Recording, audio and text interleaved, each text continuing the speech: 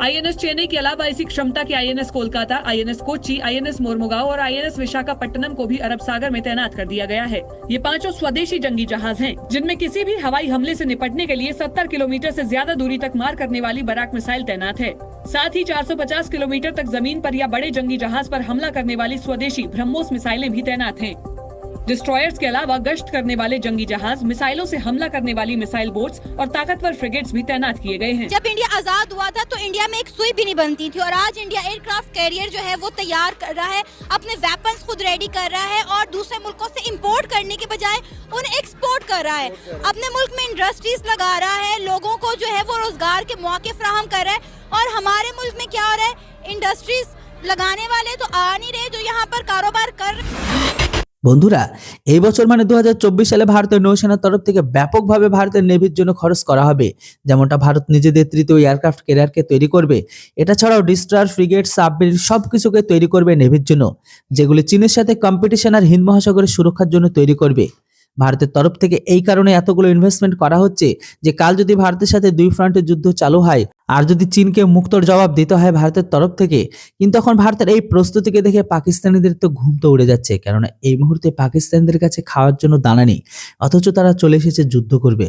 তো যেখানে ভারত এতগুলো পয়সা লাগিয়ে নিজেদের নৌসেনার অন্য সেনাকে মজবুত করছে, তো সেখানে ভারতের সামনে পাকিস্তান তো কোথাও টেকে না। এটাকে ভেবে পাকিস্তানি মিডিয়া কান্নাকাটি করছে। তো চলুন বন্ধুরা, পুরো বিষয়টির উপর পাকিস্তানি মিডিয়ার রিয়াকশনটাকে দেখে না। চ্যানেলটিতে নতুন হলে কেউ সাবস্ক্রাইব করতে ভুলবেন না। देखें तो भारत जो है वो एयरक्राफ्ट कैरियर जो है उसमें भी अपने फुटप्रिंट्स एस्टैब्लिश कर चुका हुआ है। हाल ही में चीन ने जो है वो जिसे वो कहते हैं ना, चाइना और इंडिया दोनों अपनी नेवल कैपेबिलिटीज़ को इन्हेंस कर रहे हैं, पर्टिकुलरली इंडो पैसिफिक में इनकी जो राइवलरी बढ़ रही है। इट मीन्स कि ये ज़ाहिर बात है पाकिस्तान को एक डिसएडवांटेजेस पोजीशन में डालता है और हम उस रेस में नहीं हैं जबकि हमें होना चाहिए। अब इंडिया जो है वो 2 एयरक्राफ्ट कैरियर है, आपको पता है, एक रशियन मेड आईएनएस विक्रमादित्य है और दूसरा आईएनएस विक्रांत है जो कि इंडिया का होम ग्रोन एयरक्राफ्ट कैरियर है।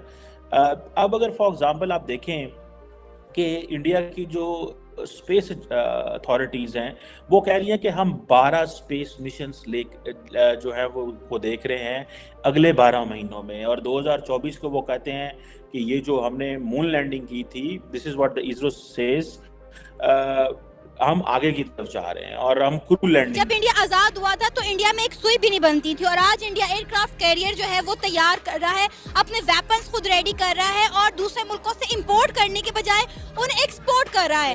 अपने मुल्क में इंडस्ट्रीज लगा रहा है, लोगों को जो है वो रोजगार के मौके फराहम कर रहा है। और हमारे मुल्क में क्या हो रहा है, इंडस्ट्रीज लगाने वाले तो आ नहीं रहे जो यहाँ पर कारोबार कर रहे थे लोग, उनके कारोबार भी ठप पड़ गए हैं। जी, मैं आपको थोड़ा बहुत अपने नॉलेज शेयर करूंगा कि मुझे याद है कि इंडिया ने, हमारे इधर माइक्रोसॉफ्ट ने जो है ना वो प्रोग्राम किया था कि हमने इधर यहाँ पे ना माइक्रोसॉफ्ट करना है, बनाना है।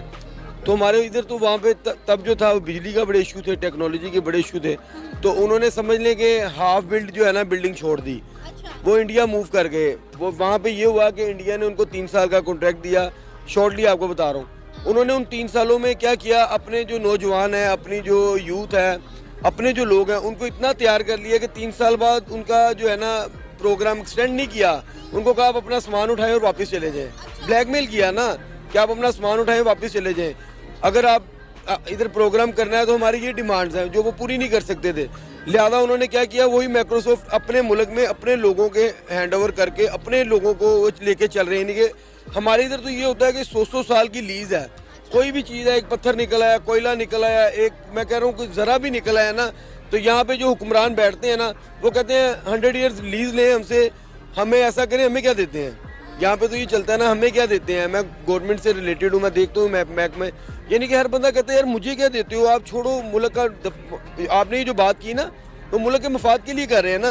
उन्होंने नेक्स्ट प्रोग्राम भी इसीलिए स्टार्ट किया है और वो इन चीज़ों पे हमारे पास तो इधर ज़रूरियात ज़िंदगी के पैसे नहीं है लगाने के लिए, वो एक्स्ट्रा खर्च कर रहे हैं और उनकी इकोनॉमी भी ऊपर चलेगी, उनकी हर चीज़ ऊपर चलेगी 10-20 सालों के अंदर अंदर। हमारे बच्चे जो हैं वो बेचारे अभी भी आप कह लो ना, एक सुई भी जो है ना वो भी हमें चाइना से दरामद करवानी पड़ती है। कोई भी चीज़ है, व्हाटएवर आप कोई भी चीज़ देख लेंगे ना, हमारे इधर इतना माइंड है, इतना दिमाग है। मुझे याद है कुछ लोग ऐसे मेरे दोस्त हैं, कि जो इतने ब्रिलियंट थे कि उनको माइक्रोसॉफ्ट उठा के ले गया अच्छी सैलरीज पे।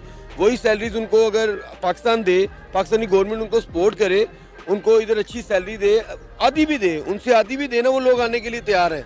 अगर उनको अमेरिका यूएस उनको 6 लाख दे रहा है, वो कह रहे हैं यार हम 2 लाख में पाकिस्तान काम करने के लिए तैयार है, पाकिस्तान गवर्नमेंट कुछ तो देना। जो एयरक्राफ्ट कैरियर्स में उसमें भी चाइनीज़ बड़े एक्टिव हैं। चाइना ज़ाहिर बात है ज़्यादा चाहता है कि उनको वेसल्स मिलें, ज़्यादा उनकी इंडियन ओशन में और पैसिफिक में उनकी फुटप्रिंट्स बने। ये चीज़ें जो हैं उनको चाहिए अब, क्योंकि जिसे वो कहते हैं ना battle lines have been drawn. अब तो हालात बन चुके हैं भाई। अब तो दोनों मुल्क जो हैं वो समझते हैं कि हमें आगे की तरफ जाना है। अब इंडिया ये सोच रहा है कि इंडिया अपनी जो नेवल स्ट्रैटेजी है उसमें जो बे ऑफ बंगाल है उसके अंदर वो अपने फुटप्रिंट्स बढ़ाना चाहता है। अब इंडियंस, चाइनीज़ भी चाहते हैं कि वो इंडिया के इर्द गिर्द कहीं पे रहें। अगर अब देखना यह है कि इंडिया और चाइना के मसाइल कहाँ पे बढ़ते हैं ज़्यादा, क्या वो साउथ चाइना सी में होते हैं, इंडियन ओशन में होते हैं, LAC के ऊपर होते हैं, क्या होता है ये?